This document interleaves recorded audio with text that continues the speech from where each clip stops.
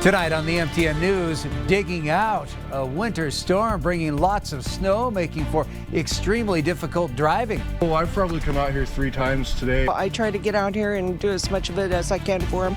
Now get ready for even colder temperatures in Jason Stiff's forecast. Plus, taking a stand. Far too many people are put in cages. We hear from one Billings church about its display protesting a proposal to turn Metro Park into a holding facility.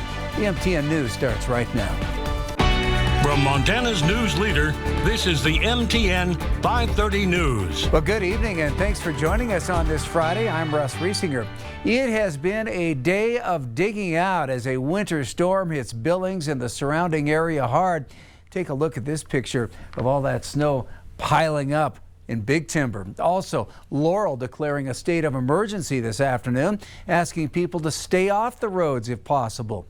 Well, a lot of snow has fallen. If you had to be out in it, then you know that the streets here in Billings, an absolute mess in most places. City plows have been struggling to keep up with all of it after just finishing up from the last round we got. Matt Carmack out on the streets where it was pretty slow going.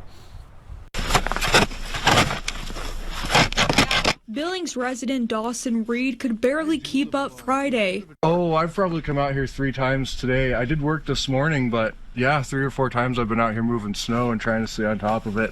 Crossing guard Debbie Polinsky was pulling double duty, shoveling between shifts for the kids at Highland. A lot of kids walk and they don't have a very good clear path. So I try to get out here and do as much of it as I can for them. It's what so many did all Friday across the city.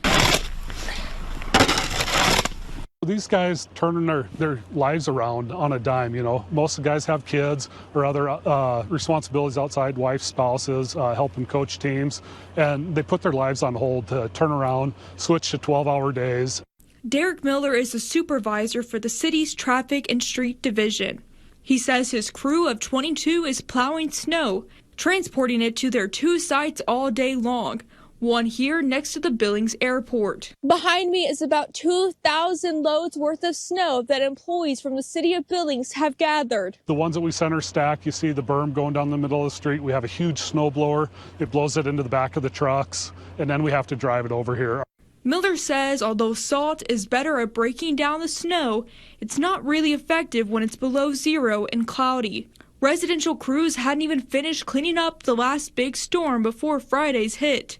As soon as they get done or getting close to done, we'll be reassessing. Those crews will now reset to Zone 3 next. Until then, they hope the snow stops long enough to catch up. It's an incredibly time-extensive process to get that all removed from the streets. A feeling the same with residential snow shovelers. I know exactly where the outline is and where I'm looking for by now, yeah. In Billings, Matt Carmack, MTN News. Well, snowy conditions and drifting forcing the closure of Interstate 90 all the way from Park City to Bozeman this morning. The 118-mile stretch shut down due to rapidly changing weather, causing low visibility and hazardous conditions. Montana Highway Patrol showing a lot of crashes and slide-offs as a result of the weather. Not surprising. For the very latest on the weather situation, let's turn it over to meteorologist Jason Stiff for our first look at the forecast. Jason?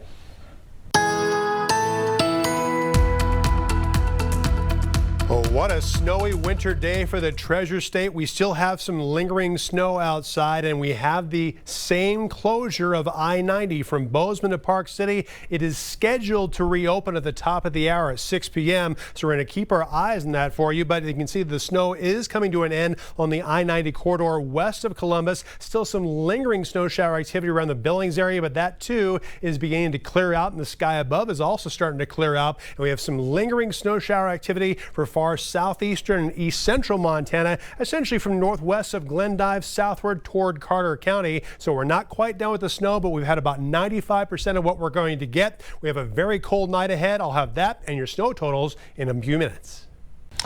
Billings First Congregational Church is taking a stand against Yellowstone County Commissioner's offer to the federal government to use Metro Park as a holding facility for illegal immigrants.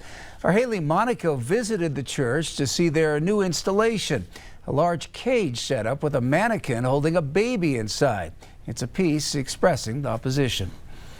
Hundreds of people drive by every day Billings First Congregational Church is taking a stand. I want it to be something that makes people feel empathy. And making a statement. Far too many people are put in cages. Protesting Yellowstone County Commissioner Mark Morris's offer to use Metro Park as a detention facility to house detained, undocumented immigrants. They are still human beings made in the image of God that have value, and putting them in a detention center, potentially at the Metro, is not going to solve any of these problems that we are having as a community. The caged mannequin sits with a baby in its arms and the words Metro Park and not in our town above. The county commissioner said they haven't dealt with any specifics yet. They haven't, started building anything yet.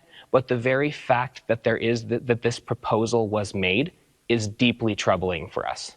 Morse declined to speak with MTN News about this story and the reach that his proposal has had. The exhibit will stand until something changes. My current plan is to keep it up until either the letter from the county commissioners is rescinded, or until there is a firm decision to not have the detention center be at the Metro. A powerful, emotional site with the church's marquee offering a contrasting thought. You shall love the immigrant as yourself. We are to care for the strangers in our community. Even Jesus himself said that the way a people cares for the strangers among them will have an impact on their soul. We want to, call our community to do better. Well, representatives in the Montana House debated a bipartisan Medicaid expansion proposal this afternoon. Of course, Medicaid expansion considered one of the biggest issues of the session, and the legislation could significantly impact the health insurance of some 1 in 10 Montanans. MTN's John Riley was on the floor and has more. On Friday, the Montana House weighed in on one of the most debated issues of this legislative session, Medicaid expansion. We did something really special for the people of Montana in 2015 and again in 19.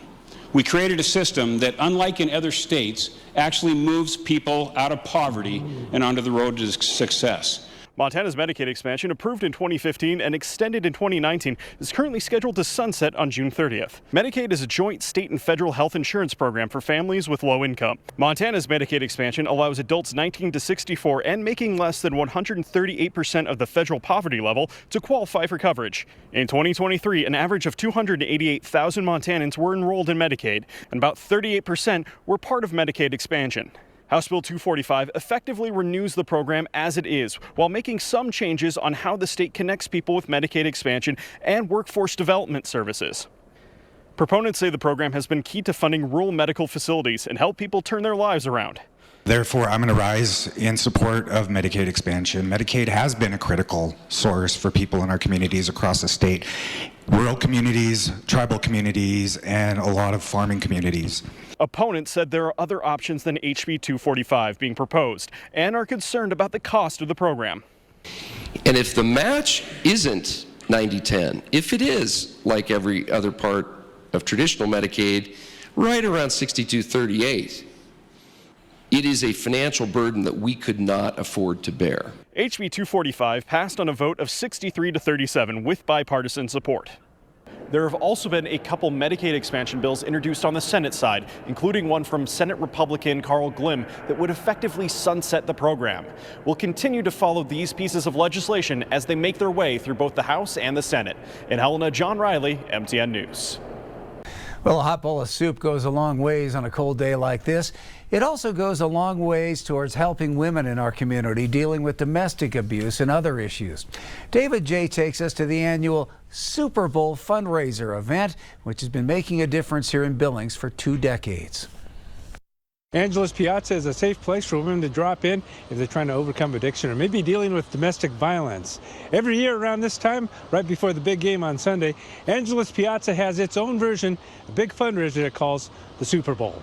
Can I take some for you? Candace Salazar Garcia volunteers at the fundraiser for an organization that helped her get through addiction and abuse. It was in 2015. I was in a domestic violence situation. Sister Mary is the one that helped me. She saved my life. In 1998, Sister Mary Dostal was a co-founder of Angelus Piazza, named after a sister in the 1500s who also helped women. Angela Merici, who was Italian, is the one who founded our religious community. Piazza, or people are more familiar with plaza, the Spanish word. And Angela said, make your hearts and your homes like a piazza. Anyone is welcome. And for 20 years, local chefs have cooked soup for the biggest fundraiser for Angelus Piazza, the Super Bowl. We spell it S-O-U-P-E-R because we celebrate all that is awesome soup. The bowls have been made and donated by local artists, some who contribute every year. This guy here is from Brent Long, Mark Kelly, Jeff Ivey. It's amazing. The community support we have is tremendous. Amy Aguirre is the executive director for Angelus Piazza and says she counted about 3,000 sign-ins at the drop-in center last year. You know, it's different for every woman, and sometimes it takes the going back more than once to her abuser, just trying to find her footing. It's scary, you know, being away because you don't know what to expect or how to support yourself. You get the support from the community, and it's so important. It's so good for all of us. In Billings, David J., MTN News.